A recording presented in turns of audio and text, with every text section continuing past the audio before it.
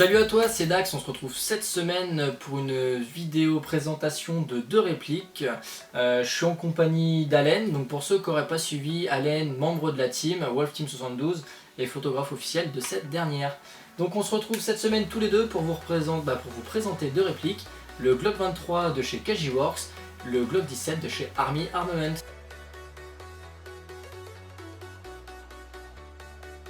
On va commencer par la présentation directe de la manufacture Glock. Qu'est-ce que Glock? On enchaîne dans la foulée avec les deux répliques caractéristiques. Ensuite, on passe sur les points forts, points faibles et on termine par un petit test de tir en extérieur si les conditions le permettent. Donc, qu'est-ce que Glock? Glock, c'est une manufacture d'armes autrichienne connue depuis quelques décennies maintenant, si ce n'est plus pour des armes qui dépotent pas mal et qui sont hyper répandues à travers le monde et qui sont parmi les meilleures armes du monde en termes d'armes de poing. En l'occurrence là ça va être le Glock 23 et le Glock 17, deux petites légendes du Far West. On va passer directement sur le Glock 23 en premier, je te laisse commencer. D'accord, donc comme tu l'as dit Dax, Glock 23, donc marque de Kajiworks. Je l'ai acheté sur Taiwan Gun pour un prix de 75 €, prix en promo, mais comme il est tout le temps en promo, vous trouverez tout le temps à 75 €. Voilà, donc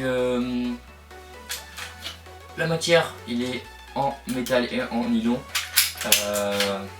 super bien démontable. Le métal, toute la culasse est en métal et le reste c'est du plastique quasiment, avec quelques pièces en métal. Mais c'est quasiment la répartition métal-plastique. Voilà. Il fait une masse de 650 grammes. Voilà. Son chargeur, comme je l'ai dans la main, c'est au green gas, voilà, avec une capacité de 21 billes. On peut le mettre en 20, des billes de 20 grammes et de 23 grammes. Moi personnellement je préfère jouer en 23 grammes avec le Glock, à défaut de 0,20 grammes avec ma réplique. Donc voilà. Qu'est-ce que je peux dire d'autre? La puissance de 70 fps, soit 0,7 joules.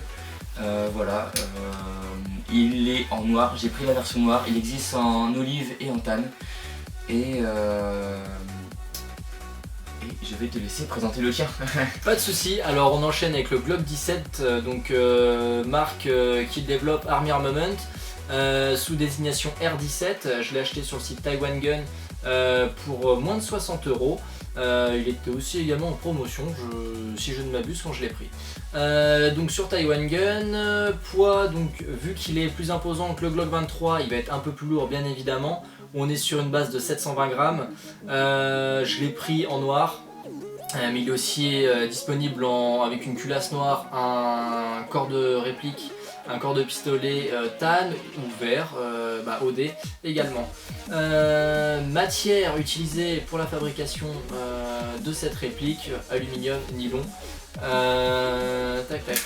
On enchaîne sur le chargeur à gaz également, capacité 23 billes. Au passage, le chargeur fait une bonne partie du poids de la réplique, puisque quand le chargeur est en dehors de la réplique, on sent la différence. Tac, voilà. Mode de tir uniquement semi. Ces répliques-là ne permettent pas de faire du full. Il n'y a que le Glock 18 qu'on fait, donc on ne le présentera pas aujourd'hui. Longueur canon 90 mm sur le Glock 17. On est sur une puissance similaire au Glock 23, donc on a dit 0,7 joules en sortie de bouche. En ce qui me concerne, j'utilise du gaz siliconé pour, et en ce qui concerne les billes, j'utilise régulièrement de la 0,23 pour, mais également de la 0,20 en utilisation sur partie. Voilà. Qu'est-ce qui va différencier les deux? On va pouvoir comparer les organes de visée. Donc grossièrement, là on est sur un système 2 points avec alignement avec un autre point sur la mire avant. Contrairement au Glock 17 qui va être grossièrement un petit U, un U blanc qui se voit bien, avec également un point à l'avant. Bon après ce sera à vous de juger ce que vous préférez, voilà, ça change pas grand chose. Si je peux me permettre, quelque chose de primordial, Personnellement, quand j'achète une réplique, je veux qu'elle soit nickel, qu'elle ressemble le plus possible à une vraie. Là, donc, gros carton sur la Kajiworks, gros pouce vert sur le Glock 17 de chez Army Armament. En ce sens que, je peux me permettre? Vas-y, tiens. Hop, je te remercie. Présence de marquage sur cette réplique, 0. on est d'accord. Bon, pas 0, il y en a 2.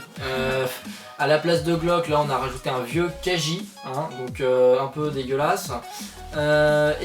Sur le haut de la poignée pistolet, on a du Made in Taiwan, Quanju Works, Kaji Works. Voilà, hein, c'est tout. C'est tout ce qu'il y a. Hop, je te le redonne.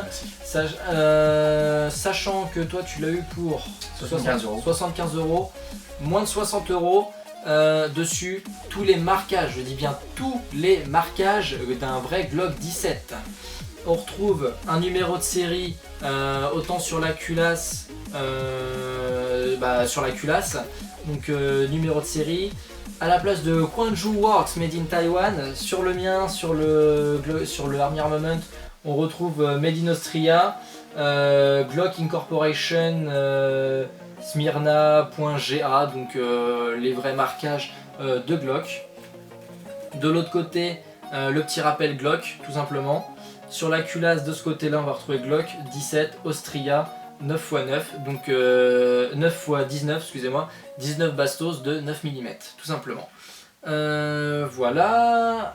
Point fort, si l'ergonomie sur les deux, donc ça va être sur tous les Glock. Ergonomie de poignée pistolet 100%. Donc main nue avec des gants, ça c'est plutôt pas mal. Ça glisse pas des mains, on a une bonne prise et voilà, c'est nickel. C'est cool. Carton, toujours un pouce vert, point positif. Pour l'entretien de la réplique, toc, oui, avec le chargeur en main, ce sera mieux. Démontable assez aisément, toc. Avec les deux petites pincettes qui sont de chaque côté, on enlève le chargeur, on les pince, on recule, on avance, on le démonte, tout simplement. Donc on a accès à tout ce qui est canon, etc. interne de la réplique. Entretien assez aisé et facile de la réplique. Donc voilà, tout simplement.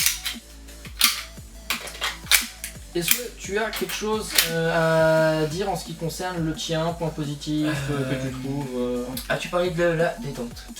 De la queue détente, exact. Écoute, vas-y, je te laisse parler des sécurités vu que c'est plus facile à voir sur le tien. Oui, donc effectivement c'est plus facile sur le mien parce que toi tu as mis un petit... J'ai mis un laser. Un petit laser. Voilà, donc on a une sécurité ici où c'est un petit truc gris qu'on pousse et qu'on dépousse. Très dur par contre. Voilà, un poussoir. Pour enlever la sûreté. Voilà, donc ça c'est la première sûreté. La deuxième c'est sur la queue de détente. Il y a une deuxième petite queue de détente qui permet d'éviter de tirer s'il y a un truc qui se prend malencontreusement par accident. Voilà. Faut que le doigt appuie sur les deux en même temps pour qu'on puisse pousser à fond. Que ce soit bien la pulpe du doigt qui vienne appuyer et pas malencontreusement sur le côté de la détente.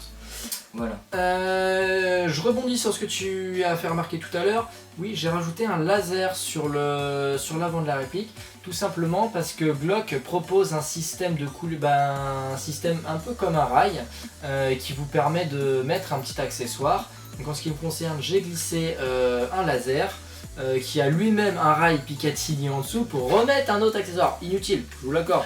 Mais bon voilà, vous pouvez mettre un accessoire, c'est ce qu'il fallait retenir. Est-ce qu'il y aurait autre chose à rajouter, mon petit Allen? Non, je pense pas. Non. Donc en résumé, comparatif entre les deux, plus cher, pas de marquage, moins cher, des marquages. Ce qu'il faut retenir. Et plus de capacité de billes. Après, ouais, le Glock 17, en termes de taille, on va pouvoir comparer. En termes de taille, compact. Glock 17, Glock 23. Le 17 est moins compact que le 23, ou le 23 est plus compact que le 17, c'est voilà. Le verre à moitié plein, le verre à moitié vide. On en revient toujours au même délire. C'est ça. Sinon, c'est des répliques qui sont hyper réactives, pas trop de problèmes en ce qui me concerne de dégazage quand il fait trop froid. Moi personnellement, juste quand il fait un peu beaucoup trop froid. Un peu beaucoup trop froid, quand on est en Normandie quoi. C'est ça. En fait, la première bille dégaze toujours. Enfin, dégaze un petit peu. Et après, dès que la première partie, tout se passe bien. Je sais pas pourquoi, je pourrais pas vous dire pourquoi, mais on voit toujours dès la première bille un gros nuage de gaz qui s'enlève, mais ça gère quand même les 20 autres billes qu'il y a derrière en fait, donc c'est pas réellement un gros problème. Voilà, c'est le seul truc que j'aurais à dire, voilà, à rajouter. Carton à mettre sur le R17, objectivement j'en ai pas. Franchement j'ai pas de carton rouge à mettre sur cette réplique. Army Armament propose une réplique à bas coût, si on peut se permettre de dire ça. Puis je l'ai eu pour moins de 60 €. Il est phénoménal quoi, tout simplement. Contrairement par exemple, je fais souvent un comparatif avec des camarades qui ont aussi du Glock, mais de marque haut de gamme qu'on ne citera pas, qui eux le payent la peau du derrière et qui ont zéro marquage. Ouais, j'en reviens toujours au marquage, mais ils ont zéro marquage. Moins de 60 balles, j'ai les marquages. Faites quelque chose s'il vous plaît les grandes marques. Non, plus sérieusement, il n'y a rien à redire sur cette réplique, elle est magnifique, elles sont hyper réactives. Et précise aussi, franchement, précise, exact. Oui, on a oublié de préciser le up-up. Ah. Tac. Le up-up réglable quand on démonte, juste là il y a une petite molette. Donc up-up réglable juste à cet endroit là. Tout simplement. Voilà. Voilà. Ce que je te propose c'est qu'on enchaîne directement sur le test de tir du coup. Ouais, voilà. Pas de soucis. Donc on vous dit à de suite, ne quittez pas pour le test de tir. Alors on se retrouve pour cette dernière partie de vidéo pour les tests du tir. On va commencer par le Glock 23 de chez KJ Works avec Allen. C'est parti pour un tir 9 billes dans un premier temps, quand tu veux.